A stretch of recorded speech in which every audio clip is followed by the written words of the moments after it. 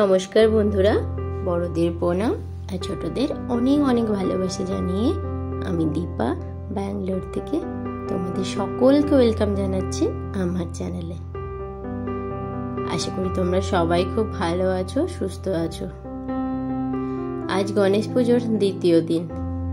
তো সকালবেলা যথারীতি পুজো হয়ে গেছে আর আমাদের ঠাকুর 3 দিন থাকবে, 3 দিন পর বিসর্জন হবে। সকালবেলার পুজোর ভিডিও আর তাড়াহুড়োর মধ্যে একদমই নিতে পারিনি, তবে খুব সুন্দরভাবে পুজো হয়েছে। তো এখন দুপুর প্রায় 1টা বাজে, বাড়ির সবাই মিলে রেডি হয়ে গেছি, যাব আমাদেরই একটা নেবারের মেয়ের বার্থডে পার্টিতে। আর বলেছি না, আমাদের ফ্ল্যাটে হিন্দু, মুসলিম, খ্রিস্টান সবার একসাথে বাস, আর সবাই ভীষণ একসাথে মিলেমিশে থাকে। সবাই সবার অনুষ্ঠান ভীষণভাবে সেলিব্রেট করে, খুব মজা করে। তো আজকে যে ফ্যামিলির বার্থডে ছিল তার একটা খ্রিস্টান ফ্যামিলি। প্রথমবার আমি খ্রিস্টান কোনো ফ্যামিলির কোনো অনুষ্ঠানে যাচ্ছি, তো ভীষণ এক্সাইটেড। আর যখন আমাদের পার্টি হলে এসেছি তখন দেখছি বার্থডে গার্ল কিন্তু পুরো পোজ দিয়ে ফটো তুলতে ব্যস্ত।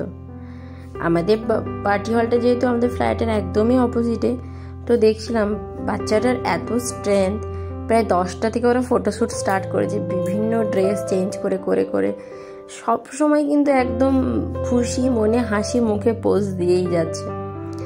তবে বার্থডেতে এই ফটো তোলাগুলোই কিন্তু স্মৃতি। বার্থডে যে কোনো অনুষ্ঠানের দিন এত তাড়াহুড়োর মধ্যে কাটে, সেই দিন যে কিভাবে কাটলো সেটা বোঝা যায় না। তবে সুন্দর সুন্দর ফটো ওঠালে কিন্তু সেইগুলোই স্মৃতি হয়ে থাকে। পরে কিন্তু আমরা এগুলো রিলেট করতে পারি, হ্যাঁ ওই দিন আমরা এই করেছিলাম। তো বার্থডে গার্লও দেখলাম ভীষণ সুন্দর করে ফটো উঠাচ্ছে। আর আমাদের বার্থডে গার্লের নামটাই তো এখনো বলা হয়নি। আমাদের বার্থডে গার্লের নাম লিয়া। আর এই যে সেম ড্রেস পরে ওর ভাই বসে আছে, লিও। ভাই এখন 9 মাস বয়স, কিছুদিন পর ওরও বার্থডে। তো যাই হোক, সবাই মিলে এসে বেশ সুন্দর করে সবকিছু দেখার পরে ওদেরও সমস্ত ফ্যামিলি মেম্বার এসে গেছে ততক্ষণে। তো বেশ সবাই সুন্দর করে ফটো ওঠাচ্ছে।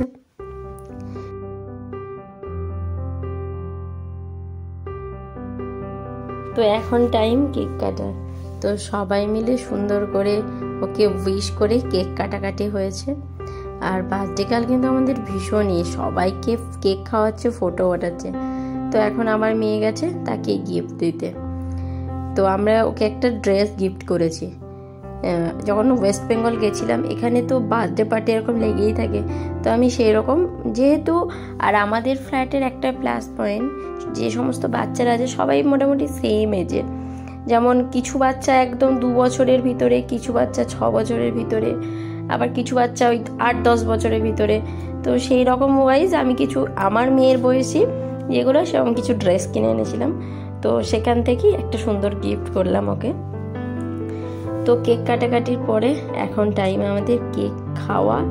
তো কেকটা ভীষণ টেস্টি ছিল, আর কেকটা তো দেখলেই তোমরা, এত সুন্দর দেখতে ছিল। আর ওর একটা রিটার্ন গিফটও দিয়েছে, ওই যে অ্যানিমেলের পাজেলটার মতো ওই রকম একটা রেখেছিল। আর যারা খুব ছোট ছোট তাদেরকে ওই যে কালারফুল রিংগুলো। তো সমস্ত গিফট নেওয়ার, রিটার্ন গিফট নেওয়া, কেক খাওয়ার পরে এখন আমাদের যে মেন কোর্সের কাউন্টার সেখানে এসে গেছি। তো এখানে আজকে ছিল মাটন বিরিয়ানি, চিকেন কাবাব, রায়তা, পায়েস আর বেগুনের একটা কারি। এখানে যারাই মোটামুটি ননভেজ করে তাদের মোটামুটি সেম এই মেনুই থাকে, বিরিয়ানির সাথে কাবাব, রায়তা, আর এরা কারির মধ্যে বেগুন কারি খেতে ভীষণ ভালোবাসে। আমি দেখি সাউথের সমস্ত লোকজন। তো এই মেনু ছিল, তবে খাওয়া দাওয়া ভীষণ টেস্টি ছিল। তো শেষে মেয়ের সঙ্গে বার্থডে গার্লের একটা সুন্দর করে ফটো উঠিয়ে সবাই মিলে বাড়ি চলে এলাম। আর আগে তো ফটো ওঠানোর কোনো স্কোপই ছিল না, কারণ বার্থডে গার্ল নিজেই প্রচুর বিজি ছিল, ক্যামেরাম্যান এই পোজ ওই পোজ সমস্ত কিছু দেখাচ্ছিল। তো যাই হোক, বাড়ি এসে সুন্দর করে একটু রেস্ট নিয়ে এখন প্রায় বিকেল 5টা মতো বাজে। আবার আমাদের যেই সমস্ত গ্রুপ আছে, বলি না ফ্ল্যাটে সবাই বন্ধু, তাও কিছুজন যেন খুব স্পেশাল, সেই কিছুজন মিলে বেরিয়েছি ঠাকুর দেখতে।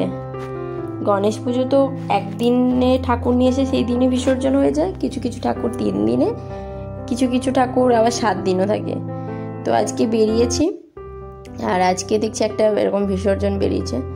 আর দেখো এত সুন্দর সাজিয়েছে, পুরো চোখ জুড়িয়ে যাচ্ছে, দারুণ সুন্দর।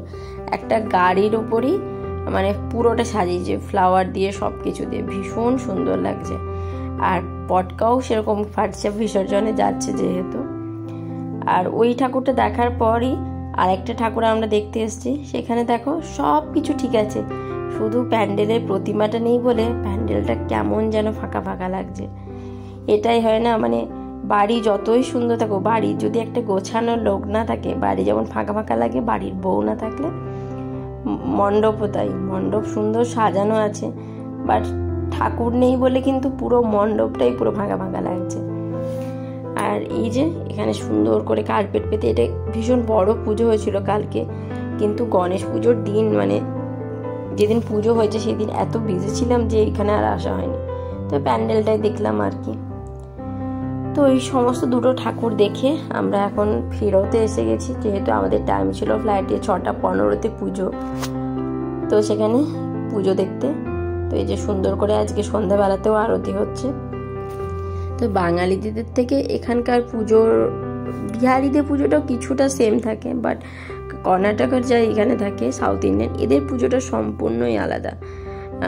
আমাদের যেমন কাসর ঘন্টা দিয়ে সুন্দর করে আরতি, এদের আরতি বলতে ওই কর্পূর জ্বালিয়ে এরকম আরতি আর ফুল দিয়ে এরকম করে। তো যাই হোক, ভীষণ সুন্দর কাটছে গণেশ পুজোর দিনগুলো। এতদিন তো অন্যের ফ্ল্যাটে বা কোথাও রাস্তাতে শুধু পুজো দেখতাম, কিন্তু এখানে নিজেদের ফ্ল্যাটের পুজো একটা আলাদা রকমের ব্যাপার, ভীষণ সুন্দর লাগছে। তো যাই হোক, চলো, অনেক সুন্দর পুজো টুজো দেখা হলো, আর আরতিও মোটামুটি শেষের দিকে। এখন প্রসাদ নিয়ে বাড়ি যাওয়ার পালা। আর সত্যি কথা বলতে 2 দিন পুজোর চক্করে মেয়েকে একটুও পড়ানো হয়নি। এই রিসেন্টলি ওর পরীক্ষা, তো ওকে একটু পড়াতেও হবে, তো সেই জন্য বেশিক্ষণ আর টাইম দেবো না, জাস্ট পুজো তো হয়ে গেল, প্রসাদ নিয়ে এখন সবাই মিলে বাড়ি চলে যাব। তো তোমাদের পুরো ব্লগগুলো দেখতে কেমন লাগছে অবশ্যই কমেন্ট করে জানিও। আর গণেশ পুজোতে তোমরা